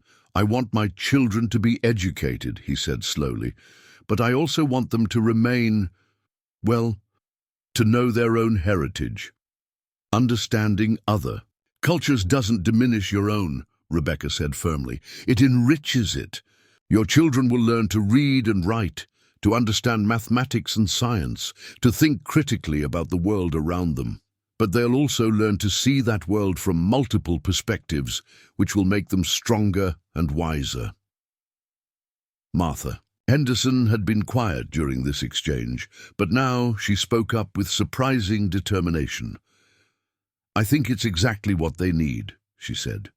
"Lucy and Tommy and Samuel have been isolated too long. They need to learn that the world is bigger than our struggling farm, that there are different ways to live and think and solve problems." As the Henderson family prepared to return to their homestead to gather their belongings for the move to the settlement, Rebecca felt a profound sense of accomplishment.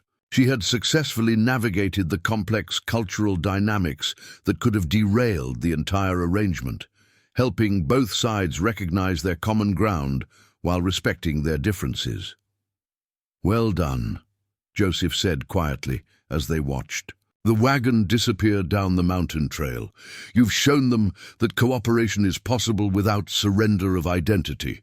"It's just the beginning," Rebecca replied, but she felt a deep satisfaction in proving that her unique perspective could contribute meaningfully to the community's goals.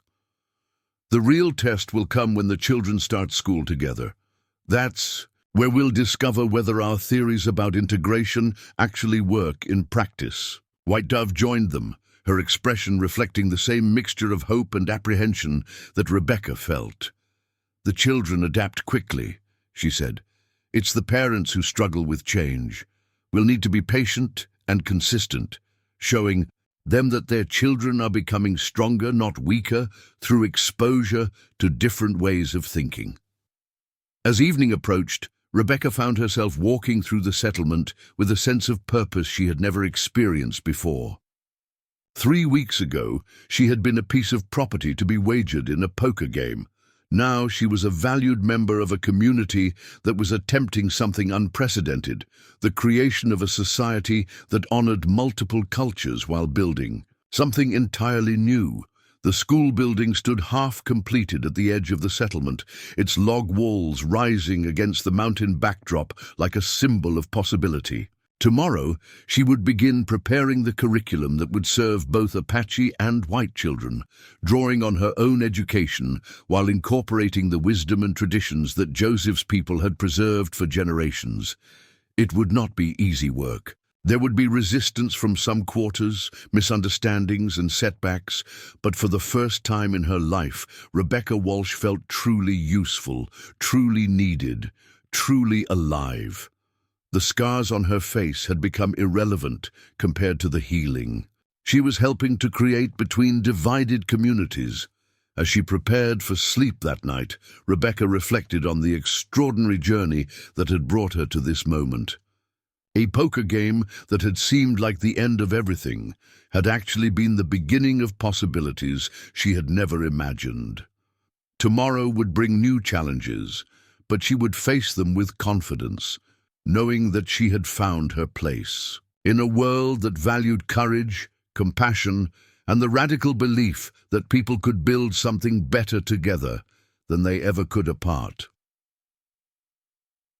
2 years had passed since that fateful poker game had transformed Rebecca Walsh from a wagered piece of property into the beating heart of a revolutionary educational experiment. The integrated school now stood as a testament to what could be achieved when courage met opportunity.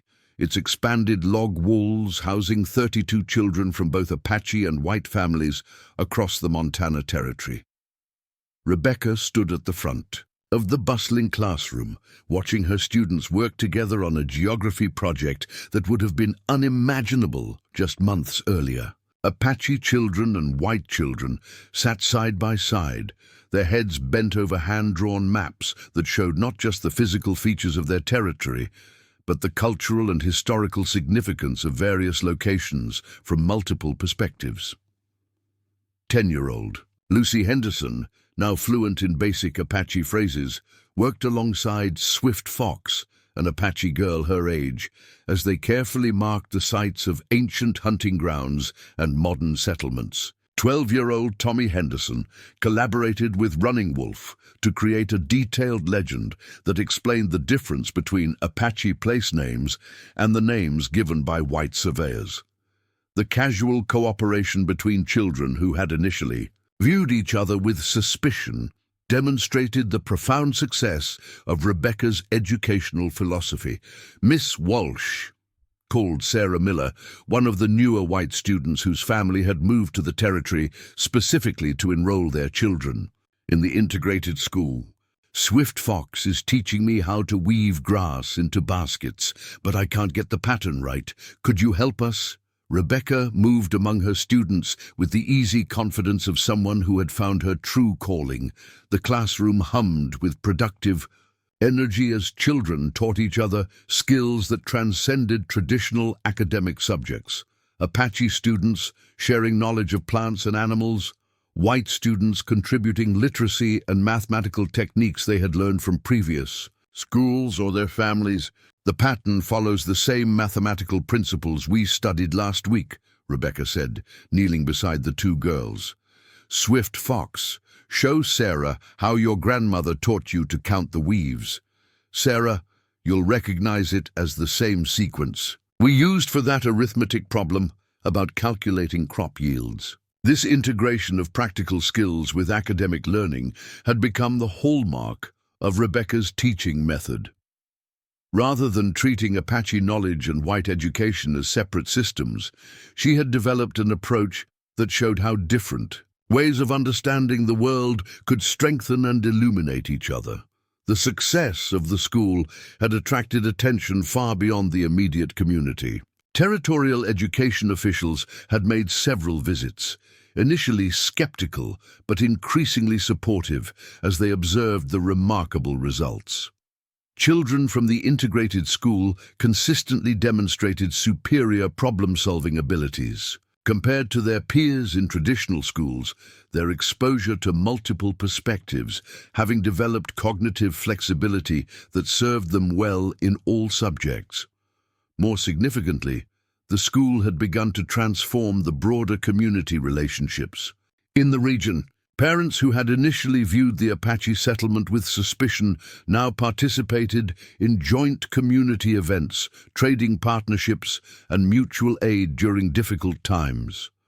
The children had indeed become bridges between their families, carrying home stories and friendships that challenged long-held prejudices and fears. A knock at the classroom door interrupted Rebecca's thoughts. Thomas Crow Feather entered, his expression carrying the mixture of pride and concern that had become familiar during the school's rapid growth. "Rebecca, you have visitors," he said quietly. "Territorial officials from Helena, along with representatives from the Bureau of Indian Affairs. They want to discuss expanding the program to other settlements." Rebecca felt her pulse quicken. The Bureau of Indian Affairs was notorious for its policies designed to civilize Native Americans by forcibly separating children from their families and suppressing indigenous cultures. Their interest in the integrated school could represent either a wonderful opportunity or a serious threat to everything they had built. "Children," Rebecca announced to her class, "please continue working on your projects.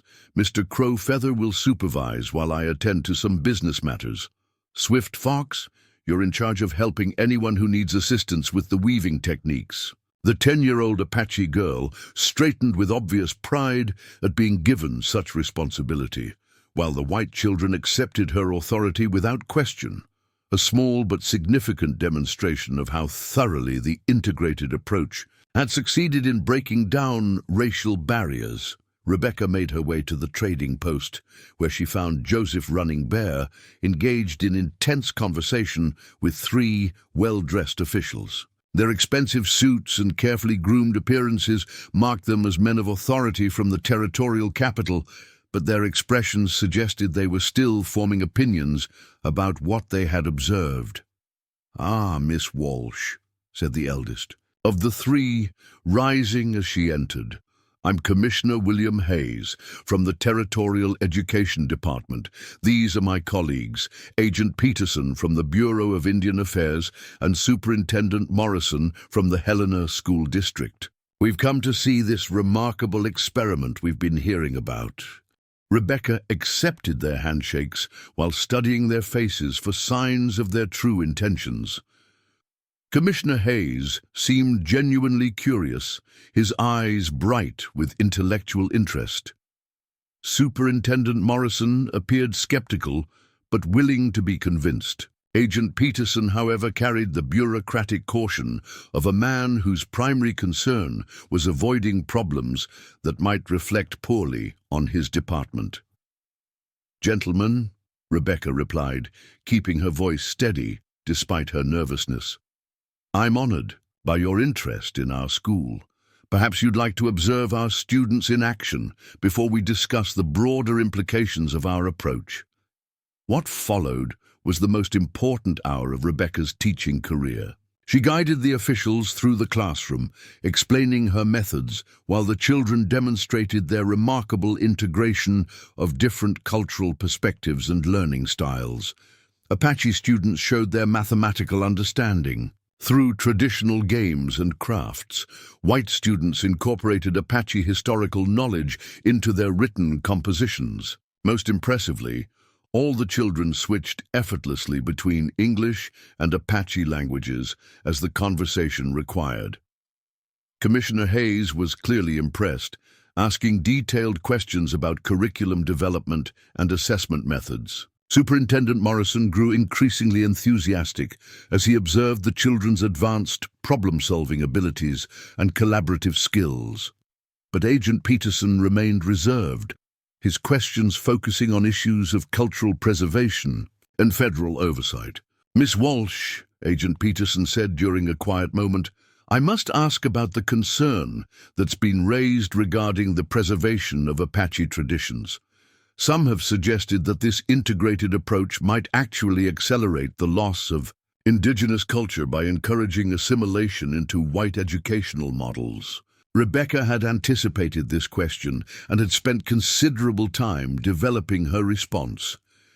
"Agent Peterson, I understand that concern, but I believe it's based on a false premise. We're not encouraging Apache children to abandon their culture. We're teaching all children to value multiple ways of understanding the world. The Apache students in our school are more knowledgeable about their traditions and more fluent in their language than many children in traditional Apache education, because they're learning to see their heritage as a strength rather than something to hide or abandon." To demonstrate her point, Rebecca called over Running Wolf, a 13-year-old Apache boy who had become one of her most accomplished students. "Running Wolf, would you please explain to these gentlemen how you used traditional Apache astronomical knowledge to solve the navigation problem we worked on last week?" The boy straightened confidently and launched into a detailed explanation of how Apache techniques for reading star patterns could be integrated with European mathematical concepts to create more accurate maps. His presentation demonstrated not only his mastery of both knowledge systems, but his ability to communicate complex ideas to adults from outside his community. Agent Peterson listened with growing amazement, clearly having never encountered an Apache child who could articulate such sophisticated understanding while maintaining obvious pride in his cultural heritage. "This is quite remarkable," he admitted. "The boy shows advanced learning while remaining distinctly Apache in his perspective and identity." "That's exactly the point," Rebecca said firmly. "True education doesn't require cultural surrender. It requires cultural confidence, the security to learn from others while maintaining your own identity. Our Apache students are becoming better Apaches, not fake white people. And our white students are becoming more thoughtful and capable people through exposure to different ways of understanding the world." Commissioner Hayes stepped forward, his expression reflecting serious consideration. "Miss Walsh, the territorial government has been seeking ways to improve educational outcomes across the region. Your results here suggest methods that could be adapted for other communities. Would you be willing to train other teachers in your approaches?" Rebecca felt her heart racing as she realized the magnitude of what was being offered. The opportunity to spread the integrated educational model throughout the territory could transform the relationships between different communities, creating a generation of children who saw diversity as strength rather than threat. "I would be honored to share what we've learned," she replied carefully, "but with certain conditions. Any expansion of this program must maintain the fundamental principle of cultural equality. We're not teaching Apache children to become white, or white children to become Apache. We're teaching all children to become thoughtful, capable human beings who can contribute to a society that values multiple perspectives. The negotiations that followed stretched over several days, involving not just the educational officials, but territorial administrators, Apache leadership, and representatives from various settler communities. Rebecca found herself at the center of discussions that would shape the future of education throughout the Montana Territory.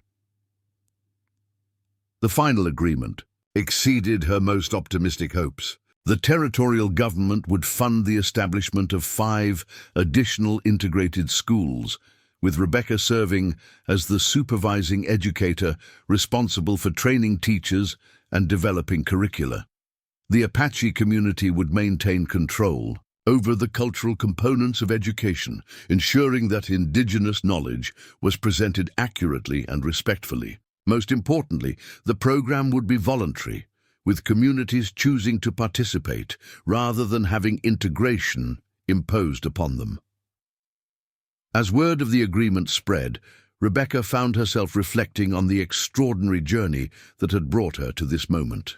2 years ago, she had been a scarred young woman whose own stepfather had viewed her as worthless property to be disposed of in a poker game. Now she was recognized as an innovative educator whose work was reshaping how different communities related to each other. The scar on her face remained, of course. It would always be there as a permanent reminder of the fire that had changed her life so dramatically, but she had learned to see it not as a mark of damage or shame, but as evidence of survival, adaptation, and ultimately triumph. The fire had taken her mother and marked her face, but it had also forged the strength of character that allowed her to build bridges between divided worlds. Joseph Running Bear had kept his promise from that poker table 2 years ago. He had won her freedom, but more than that, he had helped her discover her own power to create freedom for others. The school she had built was more than an educational institution. It was a living demonstration that people from different backgrounds could work together to create something better than what existed before.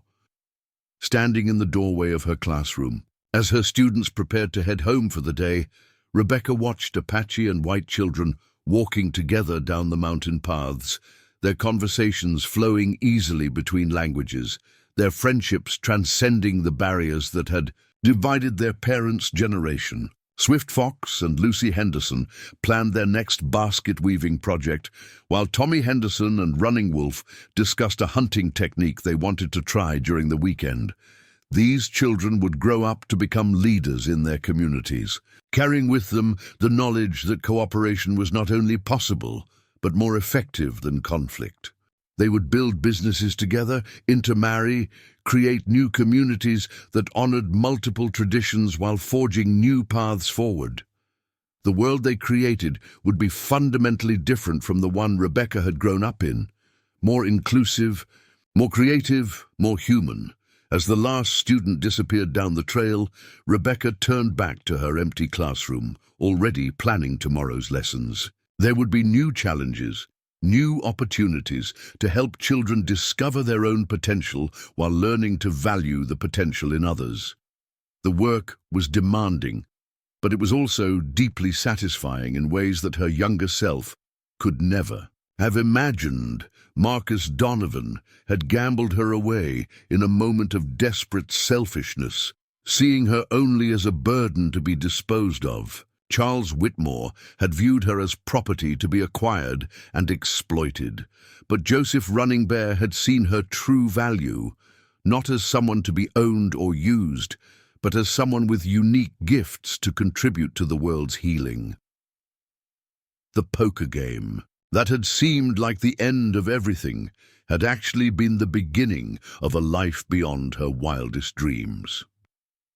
From victim to survivor to healer, Rebecca Walsh had discovered that the greatest freedom was not the absence of responsibility, but the opportunity to choose how that responsibility would be exercised. As the sun set behind the mountains, casting long shadows across the settlement that had become her home, Rebecca smiled and closed the classroom door.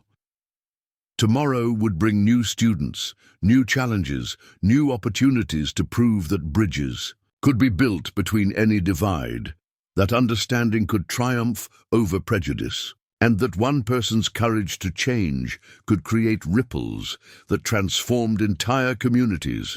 The scar-faced girl who had been wagered in a poker game had become a woman whose legacy would outlive them all, not in spite of her perceived imperfections, but because she had learned to transform those very imperfections into sources of strength, compassion, and hope for a better world.